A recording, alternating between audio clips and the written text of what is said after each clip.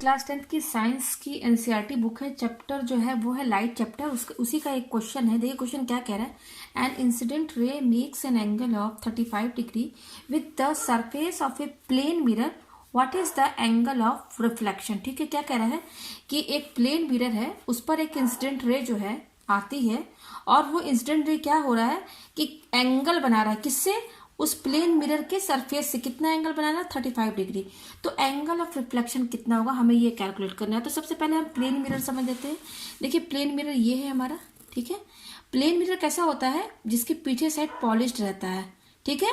अगर कोई भी लाइट आती है तो यही से बाउंस बैक हो जाती है, ठीक है, टकरा के वापस चली जाती है, लेकिन ये अंदर साइड नहीं जा सकती क्योंकि ये पीछे पॉलिश्ड रहता है, ठीक है। तो अब देखिए इसकी लॉज ऑफ रिफ्लेक्शन क्या कहता है। लॉज ऑफ रिफ्लेक्शन क्या कहता है कि अगर कोई इंसिडेंट रे टकराती है, ठीक है, मान लीजिए ये इंसिडेंट रे, ठीक है, ये इंसिडेंट रे इस पॉइंट पे टकराया, ठीक है।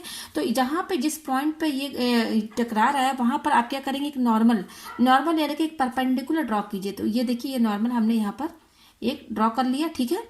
तो ये अब क्या होगा, जो इंसिडेंट रे यहाँ पर टकराई, तो जो एंगल इस नॉर्मल और ये इंसिडेंट रे के बीच में बनना है, ठीक है, उसी एंगल से, उतना ही एंगल से वो बाउंस बैक हो जाएगा, ठीक है, उतना ही एंगल ऑफ रिफ्लेक्शन भी बनेगा, ठीक है। तो ये जो एंगल होता है, लॉज ऑफ रिफ्लेक्शन क्या कहता है कि ये जो एंगल है इंसिडेंट रे और नॉर्मल के बीच में, इसको एंगल ऑफ इंसिडेंस यानी आई से डिनोट करते हैं, ठीक है। और इस नॉर्मल और ये जो रिफ्लेक्टेड रे है, ये मेरा इंसिडेंट रे है और ये है मेरा रिफ्लेक्टेड रे, ठीक है। तो ये एंगल ऑफ रिफ्लेक्शन किसके बीच में बनना है, ये नॉर्मल, ये जो है, और ये रिफ्लेक्टेड रे, ये आर, ठीक है। तो लॉ ऑफ रिफ्लेक्शन में क्या होता है, आई जो होता है वो आर के बराबर होता है, ठीक है। Angle of incident equal to angle of reflection. हमें यहाँ पर एंगल ऑफ रिफ्लेक्शन निकालना है। तो एंगल ऑफ रिफ्लेक्शन, अगर हम एंगल ऑफ इंसिडेंट जान जाए, यानी कि ये एंगल अगर हमें पता चल गया, तो फिर हम जो एंगल ये होगा वही एंगल ये भी होगा। तो देखिए ये 35 डिग्री एंगल कहाँ बनना, कह रहा है एक इंसिडेंट रे, ये मेरा इंसिडेंट रे है, और ये एंगल किससे बनना है, प्लेन मिरर के सरफेस, प्लेन मिरर ये है, यही सरफेस है ना प्लेन मिरर, तो एंगल इसके बीच में बनना है। ये देखिए ये इंसिडेंट रे है और ये मिरर का सरफेस है, ये एंगल जो बनना है वो बनना है 35 डिग्री, ठीक है। ये समझ गए ना, ये 35 डिग्री बनना है। तो अच्छा आप ये देखिए, ये नॉर्मल है हमारा, ये नॉर्मल है, तो ये एंगल जो बनना है, ये तो पूरा टोटल 90 है ना, ये 90 है टोटल, ये पूरा 90 है। तो देखिए ये 35 है, तो ये कितना हो जाएगा, जैसे मैं इसको नाम दे दूं ए, और ये पॉइंट ओ हो गया और ये पॉइंट बी हो गया, और मैं इसको सी मान लेती हूँ, ठीक है, ठीक है। तो जो एंगल ए ओ बी है, एंगल ए ओ बी, ठीक है, तो ये क्या है, 90 डिग्री हुआ ना, 90 डिग्री हुआ ना।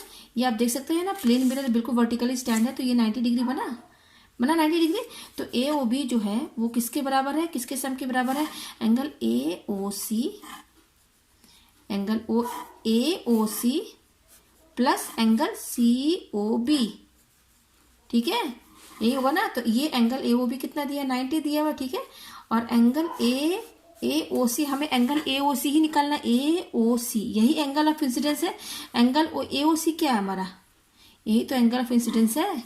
तो एंगल ए ओ सी ही हमें कैलकुलेट करना, इसको ऐसे ही रहने दीजिए। और देखिए एंगल सी ओ बी, ये तो 35 दिया हुआ है, तो ये 35 ही रहेगा, ठीक है। तो एंगल ए ओ सी कितना हो जाएगा, 90, और ये इधर आ जाएगा तो क्या हो जाएगा, -35। तो आप माइनस कर लीजिए, 10 में से 5 गया 5 बचा, और देखिए डिग्री लगा दीजिए, और यहाँ बचा 8 में से 3 गया 5, ठीक है। 8 यहाँ बचा कितना, ये 35 है ना, यहाँ बचा 8 में से 3 गया 5। तो यानी कि ए ओ सी के हमारा एंगल ऑफ इंसिडेंस आई है, ठीक है ना। तो एंगल ऑफ इंसिडेंस 55 है, तो एंगल ऑफ रिफ्लेक्शन भी तो उतना ही होगा, क्योंकि लॉ ऑफ रिफ्लेक्शन क्या कहता है, आई इक्वल टू आर। तो हमारा एंगल ऑफ रिफ्लेक्शन क्या होगा, वो भी एंगल ऑफ रिफ्लेक्शन यानी कि एंगल आर जो होगा वो भी हमारा 55 डिग्री होगा।